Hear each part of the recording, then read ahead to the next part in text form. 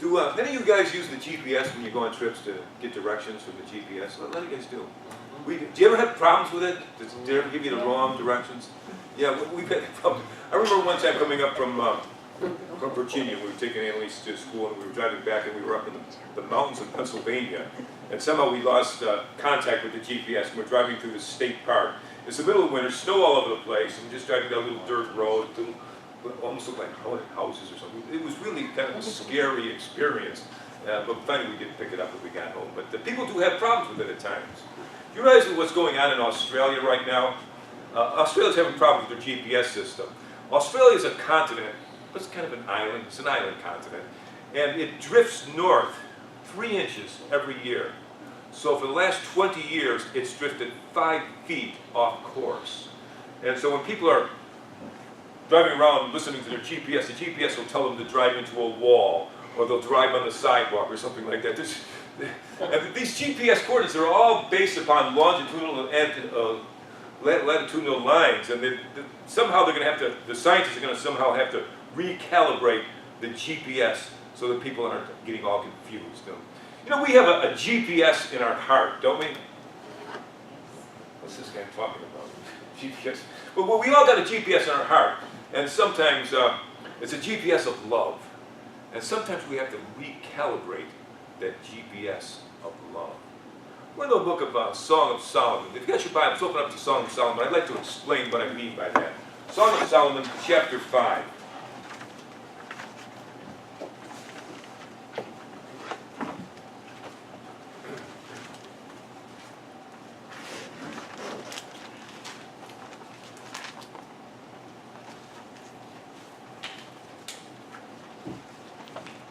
Now, Song of Solomon is sometimes called the Song of Songs. Solomon wrote 1,005 songs, and this is the best of them.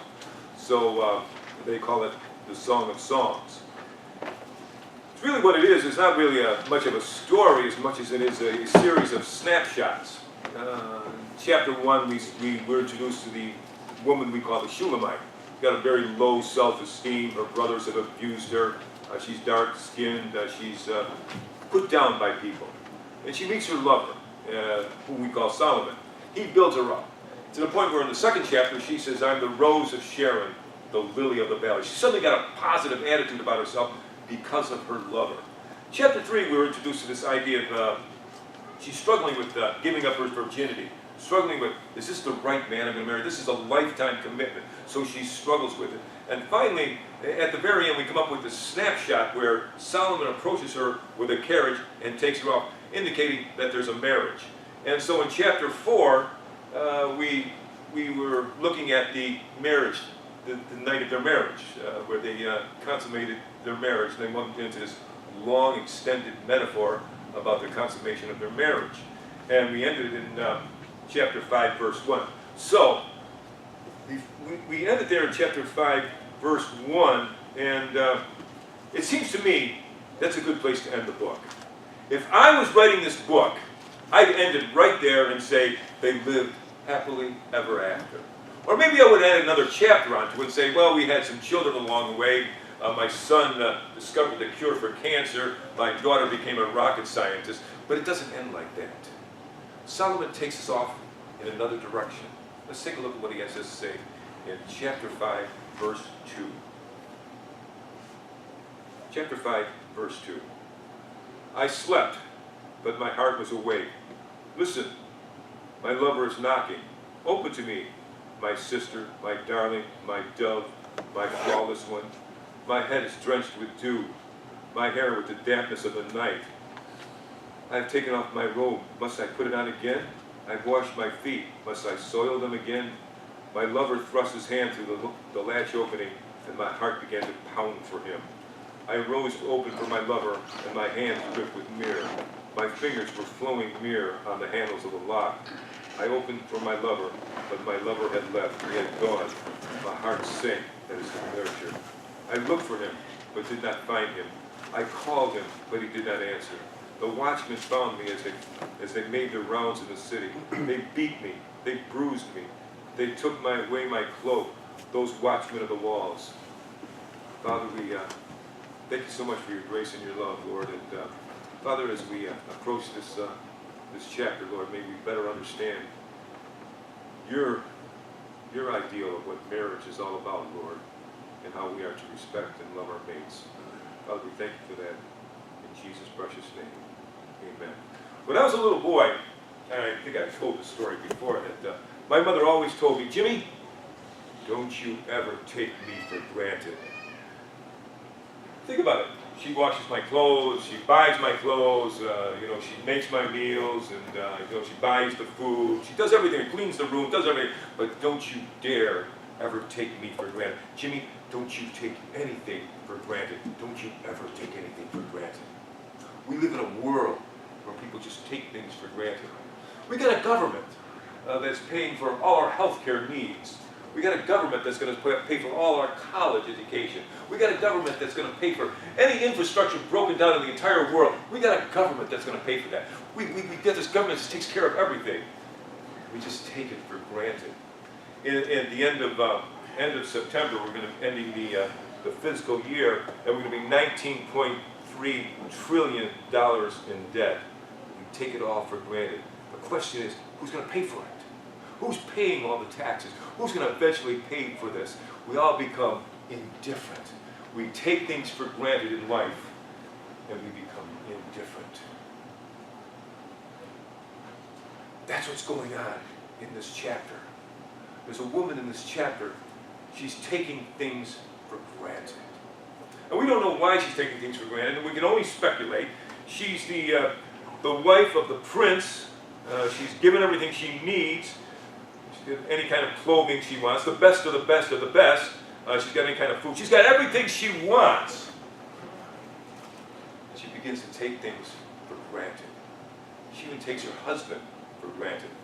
It's middle of the night, or sometime at night. We don't know what's going on. Solomon comes to the door. He's knocking on the door. He's trying to get his hand through the latch. He says his head is soaked with dew. He's wet. I mean, we know that in the nation of Israel the dew is heavy, but he's trying to get in there. We don't know why he wants to get in there. He's had a tough day, wants to meet with his wife, maybe he wants to have relations with his wife. We don't know what's going on. But he's trying to get into the door. He's trying to get his hand through that door. And he cries out to her. In a series of accolades here that is unparalleled in the book. He calls her my sister. And it's a loving term that a man addresses his wife as my sister. My dove, the one that's important to me. He calls her my darling, and that's that word for shepherdess. He looks up to her as his shepherdess. She's an important person in his life. She's my flawless one. He's crying out to her, open up the door for me. Open up the door for me, my darling. And she's laying in bed. I just took off my robe.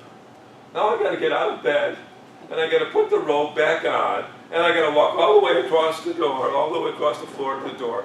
And I just washed my feet. My feet are all clean, and I got to walk through the dirty floor. And apparently, they don't have rugs or any kind of linoleum floor. It's all dirt. So she's got to get up and walk across the floor with her dirty feet. She takes them for granted. She's indifferent to her lover. We do that too, don't we? We all do it with our mates from time to time. Man comes home from work, wife has worked all day long, cleaning the house, taking care of the kids, and doing the shopping, doing all this stuff. The man walks in the house. Didn't we have this dinner last week? I mean, you're making the same thing over again?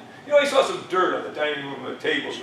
Did you really clean up? So you take the man, you're indifferent to him, you just kind of take him for granted. And women take men for granted too, don't they? Man works hard for his money, works slaves all day long, all week long, gets his paycheck, and the woman's out just spending on whatever she needs. Budget, they don't think about these. See, men and women, they take things for granted. That's what the problem is. She takes her husband for granted. She's indifferent to him. She realizes it. Now, the question is, what's going on here? Some of the commentators will say that this is a real event. I don't look at this as a real event. I look at it as a dream. Remember in chapter 3 where she dreamed when she was thinking about her virginity, and she's thinking about whether she really wants to marry this man or not. She dreams about, we dream about the things that bother us. And I told you the story about the little groundhog coming into our backyard and me fearing for the little rabbit, so I went over and had nightmares. So we dream about the things that are important to us. So this is obviously a dream. So she gets up in her dream and goes to the latch of the door, and she touches the latch of the door, and her hand becomes wet from what's up, from the moisture of the latch on the door. And what that is he sprinkled myrrh on the latch of the door. You know, in this day and age, you know, you go visit your girlfriend, she's not home, you get out your little phone and you text her, hey, where are you? I'm at your house. In my day, you may have went to visit your girlfriend, she wasn't there, you kind of left a little note, hey, I was at your house today. But in the ancient world, when a man visited his lover, he would leave myrrh on the latch of the door. And so she comes back and she's got the wet hand from the myrrh. The myrrh is a sign of love. It's a resin from a tree. It's a sign of love. It's an aromatic resin. And it's a symbol of love. It's a symbol of his love for her. And so she says that now she's in her dream, her heart starts pounding for him. And that's not love. That's not the pounding of love. That word, it means lament. She's lamenting what she's done. The word is used in Isaiah chapter 16 when God starts speaking about Moab. Moab, if you remember, is settled by Esau, Jacob's brother. And they're in rebellion to God, and so God is bringing judgment upon them, and these horrible things are going to happen to Moab, and God is lamenting, kind of feels sorrow for what's going to happen to Moab. He says the same thing in Jeremiah 31. Jeremiah talks about God lamenting what happened to Ephraim. Ephraim is the northern kingdom.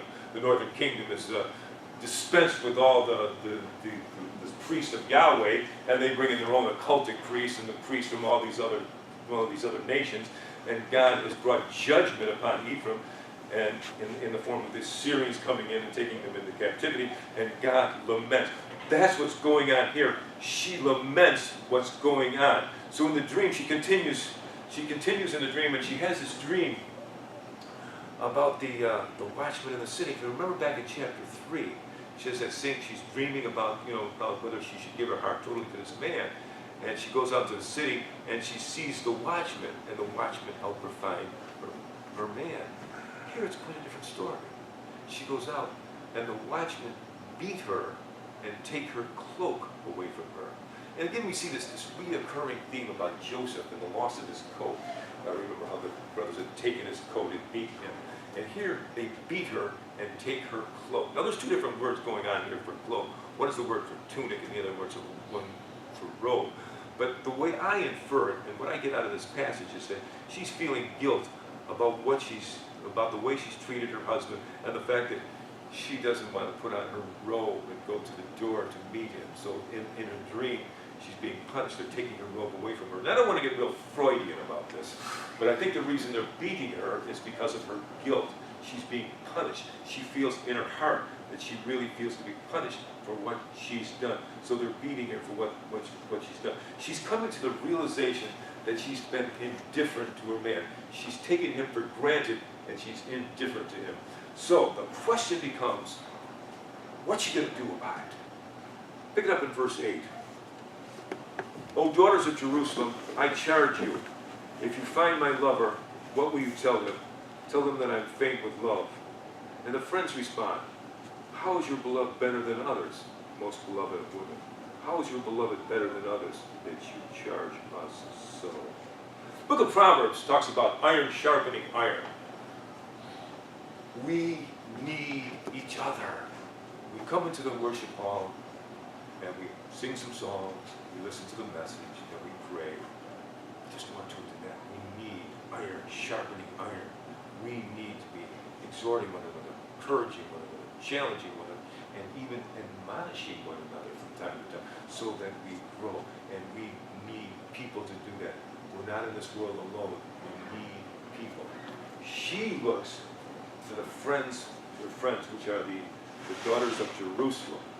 Now, who are the daughters of Jerusalem? We encountered them in chapter 1. Daughters of Jerusalem are just probably the maids that live in the palace. They're familiar with Solomon, they're familiar with the Shulamite, they're familiar with all the goings on in the palace area. So they're able to give advice. Now, which is Some commentators, and I don't know how they get to this conclusion, but they believe that the daughters of Jerusalem are giving a negative answer.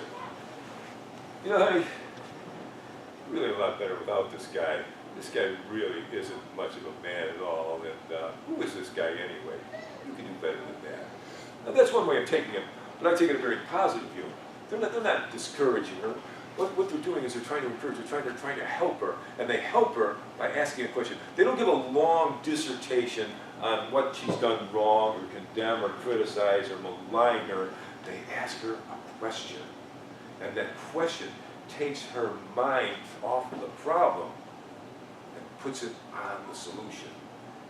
She's disrespected her husband. She's indifferent to him. She's taken him for granted. That's a problem. What am I going to do about it? Well, what she does is she recalibrates the GPS of her heart. Let's take a look at what she does. Pick it up in verse 10. My lover is radiant and ruddy, outstanding among 10,000. His head is purest gold. His hair is wavy, as black as a raven. His eyes are like dove by the water streams, washed in milk, mounted like jewels. His cheeks are like beds of spice, yielding perfumes. His lips are like lilies dripping with myrrh. His arms are rods of gold set with chrysolite. His body is like polished ivory decorated with sapphires. His legs are pillars of marble set on bases of pure gold. His appearance is like Lebanon, choice in its cedar. His mouth is sweetness itself. He's altogether lovely. This is my lover. This is my friend, O daughters of Jerusalem. Now you remember back in chapter 3, when she's struggling with when should I marry this man? And her lover gives her characteristics. How many characteristics does he give her? He gives her 7 characteristics of why he loves her. 7 is the number of perfection in the Bible. But there's another number of perfection, the number 10. The book of Genesis, 10 times God says, but the word says that God said 10 times. We've got to be paying attention. How many commandments are there? There's 10 commandments. People of Israel are told to observe the Passover the first month on the 10th day. They're told to observe Yom Kippur, 7th month on the 10th day. 10 is the number of perfection, the number of perfection of power. She gives 10 observations. She's recalibrating her love GPS by going over what this man means to her. He is perfection in her eyes. She says that he's like gold. There's like 3 different words for gold in the Hebrew text. But the word that she uses is pure gold. His head is pure gold.